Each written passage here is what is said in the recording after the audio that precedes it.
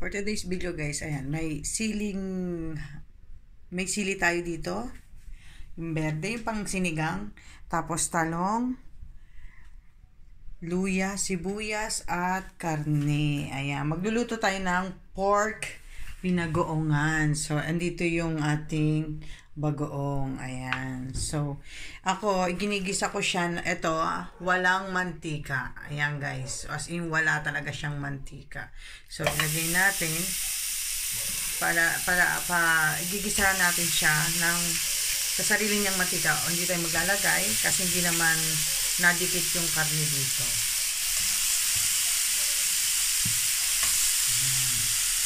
Antay lang natin siyang mag-brown. Ayan, antayin natin siyang magmantika ng sarili niya para at least healthy food tayo. Ayan. Wait lang natin siya na mag-golden brown, guys. Ayan, guys. So, sa nakikita niyo naman, di ba, nagmamantika na siya ng sarili niya dahil yung kawali na ginamit natin hindi madikit. So, nagkukusa na siyang lumabas ng sarili niyang mantika. Ayan. At dahil ganyan na yung kulay niya, medyo golden brown na siya, medyo pa lang, ilalagay na natin yung luya. Ayan. Tapos, sa luya, yung sibuyas. Ayan, para at least, nagigisa na rin siya.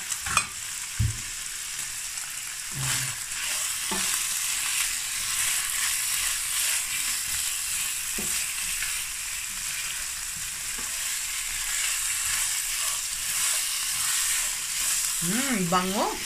Grabe. Yan. Papupulahin talaga natin siya. And then, tsaka natin ilalagay yung bagoong. Ayan.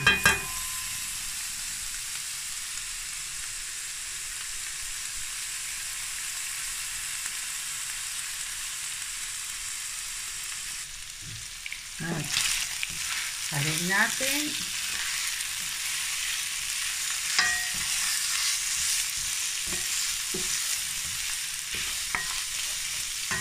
Ayan.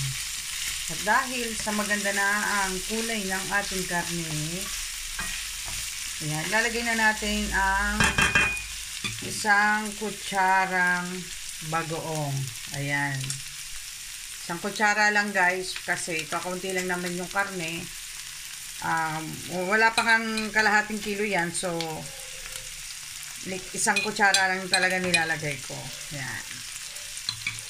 So, haluin natin. Wala kasi mabilhan ng ano dito, ng tawag na ng bagoong na alamang. So, yung sa bote-bote lang talaga kami umaasa rito pag napupunta kami sa Filipino store. Ayan. Mas masarap kasi nga to, di ba, pag marami siyang bagoong. Kaso nga lang guys, dahil nga kakaunti lang naman yung karne ko at sa akin naman kasi hindi rin pwedeng masyadong maalat. So, isang kutsara lang talagang nilalagay ko.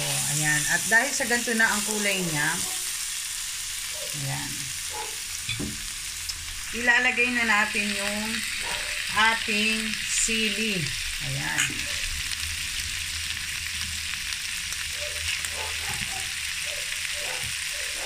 Bango niya. Grabe. Grabe guys. Ang bango. Ayan, ilagay na natin ang ating sili at ilalagay na rin natin ang ating talong. Ayan, ganyan ako magluto, guys. O, diba?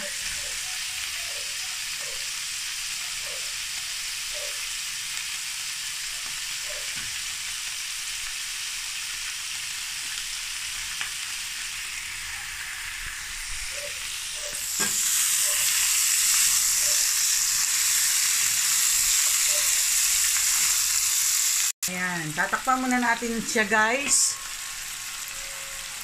10 to 15 minutes para maluto yung gulay. Ayan siya guys. O, diba?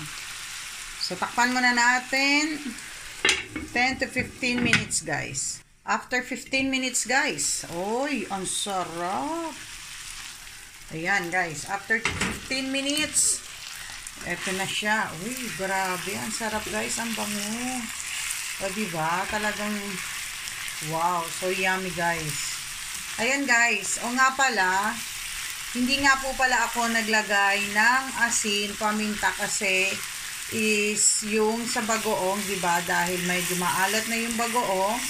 Tapos sa paminta naman at sa asin, yung kapalit naman ng paminta is yung luya dahil medyo maanghang-anghang ang luya at saka yung sili. So, ito ang aking own version. Sarili kong version ng pork binagoongan. Hindi ko na rin pinrito yung talong kasi nga ma-oily. So, hindi ko siya talaga piniprito. Tignan nyo naman, nagpusa siya, o, diba? O, ito yung aking version ng pork binagoongan. I hope na nagustuhan nyo. Sana paki-follow po ako, like and share. Ayan. So, maraming salamat till next time na pagluluto. Bye!